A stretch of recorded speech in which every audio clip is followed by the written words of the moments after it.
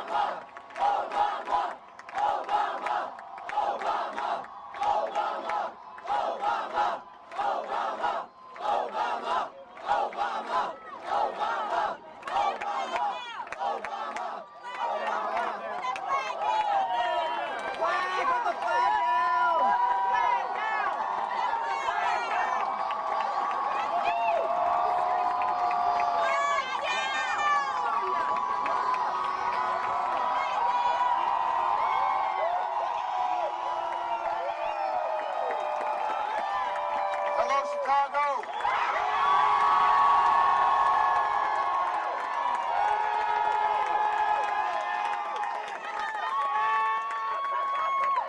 If there is anyone out there who still doubts that America is a place where all things are possible, who still wonders if the dream of our founders is alive in our time, who still questions the power of our democracy. Tonight is your answer.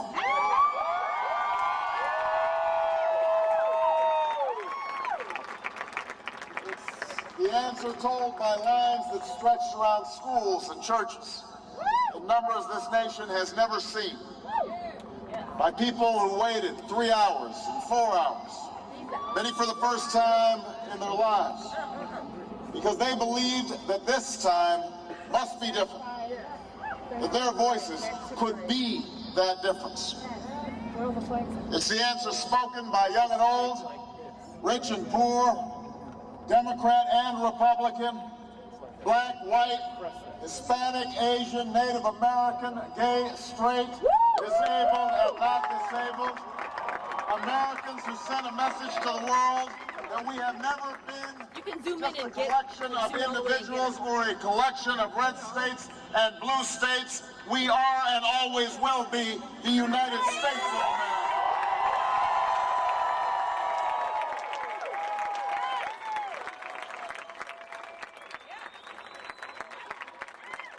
It's the answer that led those who've been told for so long by so many to be cynical and fearful and doubtful about what we can achieve, to put their hands on the arc of history and bend it once more toward the hope of a better day.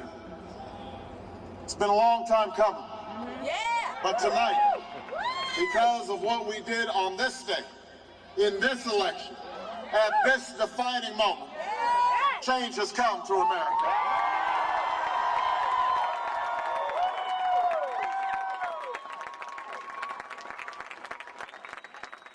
A little bit earlier this evening, I received an extraordinarily gracious call from Senator McCain. All right.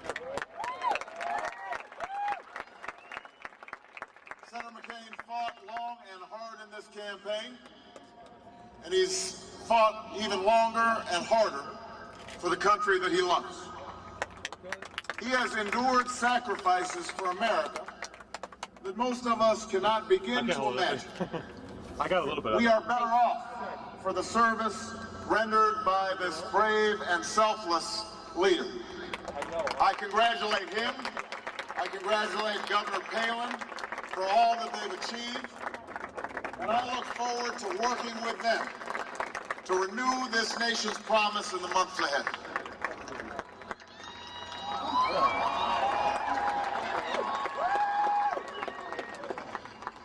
I want to thank my partner in this journey, a man who campaigned from his heart and spoke for the men and women he grew up with on the streets of Scranton and rode with on the train home to Delaware, the Vice President-elect of the United States, Joe Biden.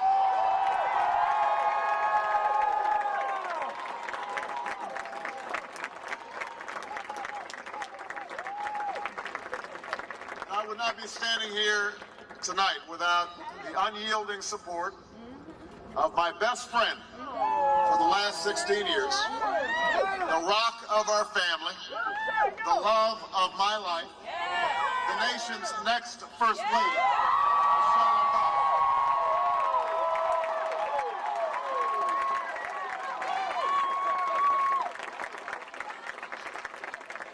Sasha and Malia. I love you both more than you can imagine. And you have earned the new puppy that's coming with us tonight.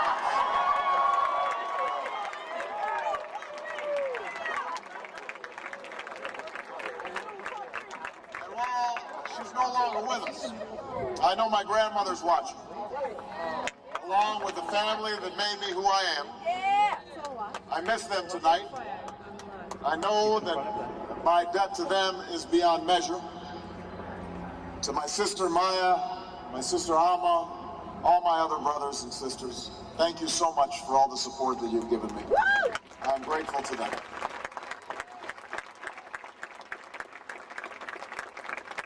To my campaign manager, David Plouffe.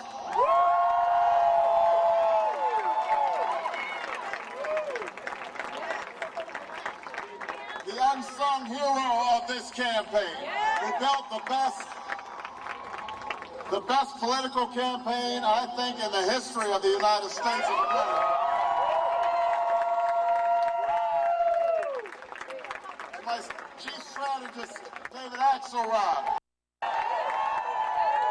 has been a partner with me every step of the way. To the best campaign team ever assembled in the history of politics, you made this happen, and I am forever grateful for what you sacrificed to get it done. But above all, I will never forget who this victory truly belongs to. It belongs to you. It belongs to you. I was never the likeliest candidate for this office. No. We didn't start with much money or many endorsements. Our campaign was not hatched in the halls of Washington. It began in the backyards of Des Moines, in the living rooms of Concord, in the front porches of Charleston. It was built by working men and women who dug into what little savings they had to give $5 and $10 and $20 to the cause. It drew strength from the young people who rejected the myth of their generation's apathy, who left their homes and their families for jobs that offered little pay and less sleep. It drew strength from the not-so-young people who braved the bitter cold and scorching heat to knock on doors of perfect strangers, and from the millions of Americans who volunteered and organized and proved that more than 2 centuries later, a government of the people, by the people, and for the people has not perished from the earth. This is your victory.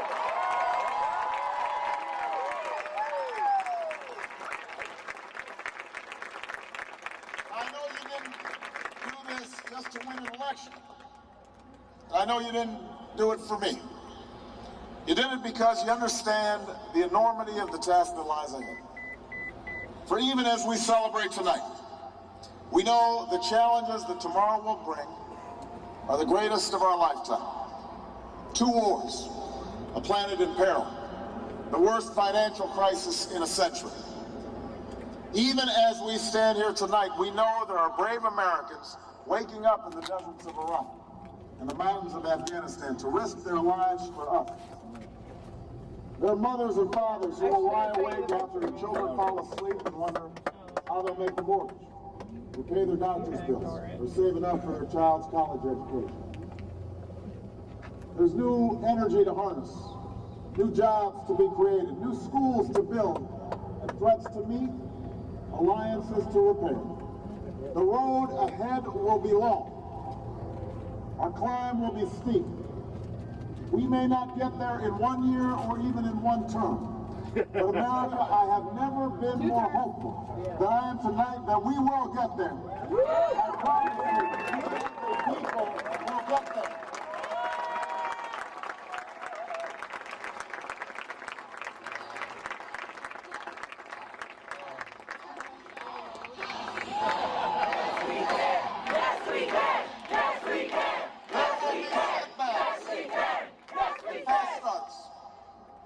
There are many who won't agree with every decision or policy I make as president. And we know the government can't solve every problem. But I will always be honest with you about the challenges we face. I will listen to you, especially when we disagree. And above all, I will ask you to join in the work of remaking this nation the only way it's been done in America for 221 years. Block by block, brick by brick, calloused hand by calloused hand. What began 21 months ago in the depths of winter cannot end on this autumn night. This victory alone is not the change we seek. It is only the chance for us to make that change. And that cannot happen if we go back to the way things were. It can't happen without you, without a new spirit of service, a new spirit of sacrifice. So let us summon a new spirit of patriotism, of responsibility, where each of us resolves to pitch in and work harder and look after not only ourselves but each other. Let us remember that if this financial crisis taught us anything, it's that we cannot have a thriving Wall Street while Main Street suffers. In this country, we rise or fall as one nation, as one people.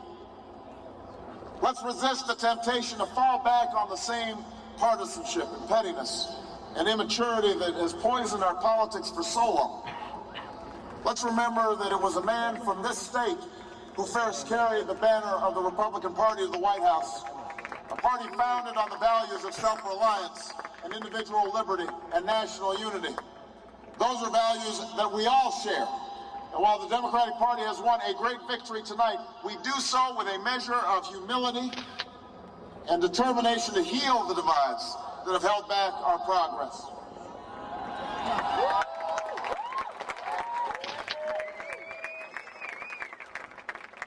As Lincoln said to a nation far more divided than ours, we are not enemies, but friends. Though passion may have strained, it must not break our bonds of affection. And to those Americans whose support I have yet to earn, I may not have won your vote tonight, but I hear your voices. I need your help, and I will be your president too.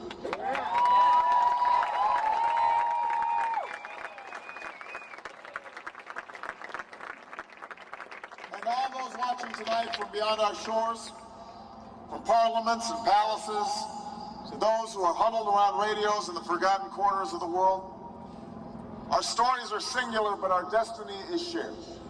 And a new dawn of American leadership is at hand. To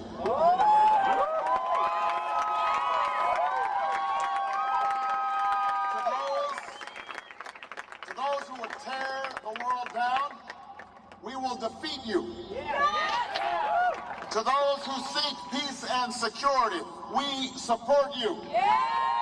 And to all those who have wondered if America's beacon still burns as bright, tonight we proved once more that the true strength of our nation comes not from the might of our arms or the scale of our wealth, but from the enduring power of our ideals: democracy, liberty, opportunity, and unyielding hope.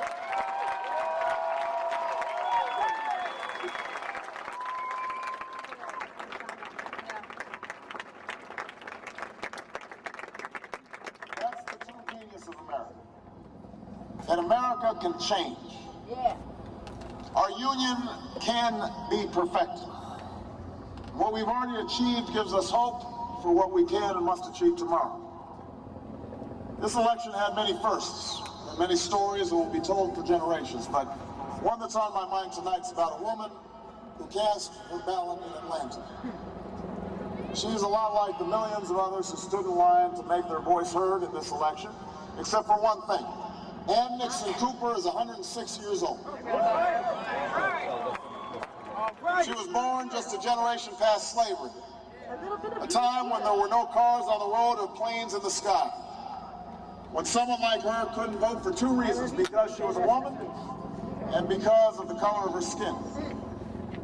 And tonight, I think about all that she's seen throughout her century in America: the heartache and the hope, the struggle and the progress, the times we were told that we can't, and the people who pressed on with that American creed: yes, we can.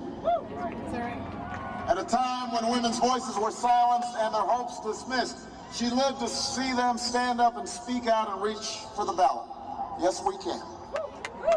When there was despair in the Dust Bowl and depression across the land, she saw a nation conquer fear itself with a new deal, new jobs, a new sense of common purpose: yes, we can. When the bombs fell on our harbor and tyranny threatened the world, she was there to witness a generation rise to greatness and a democracy was saved: yes, we can.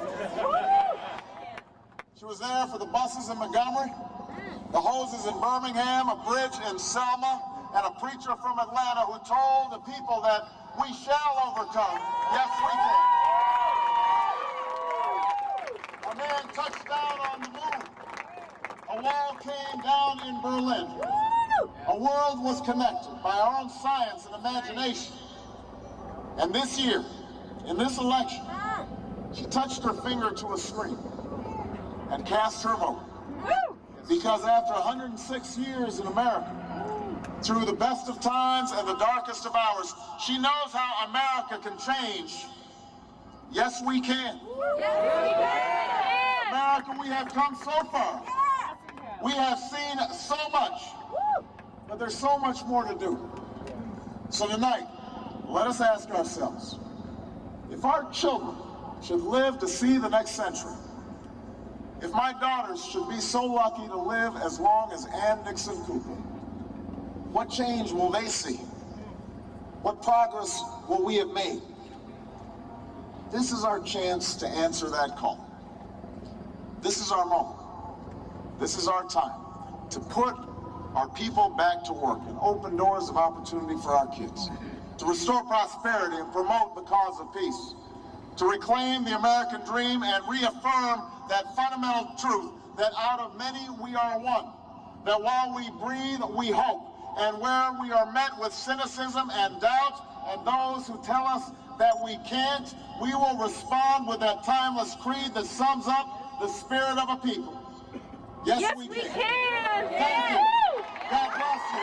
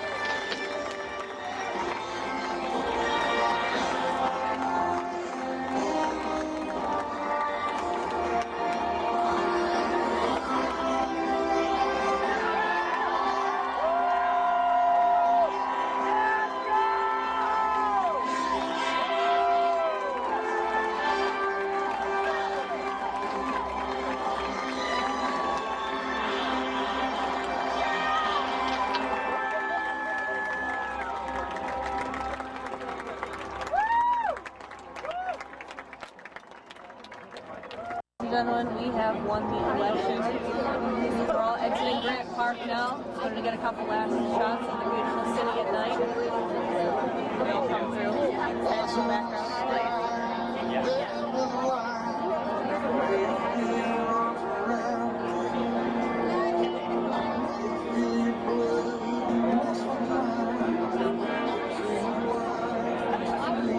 Stop taking pictures.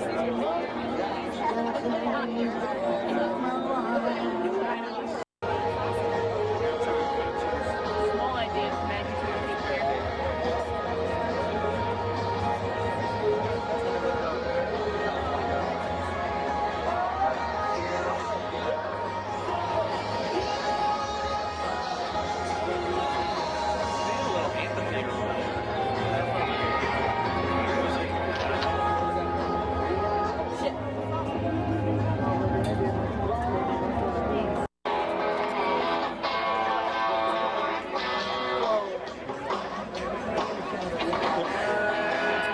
Michigan Avenue, you guys.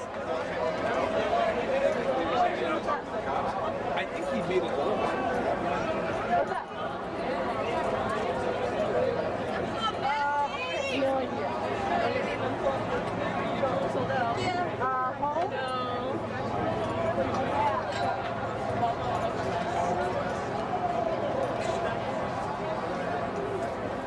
No.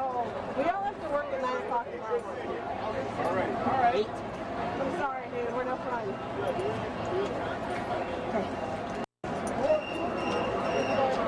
Oh, no.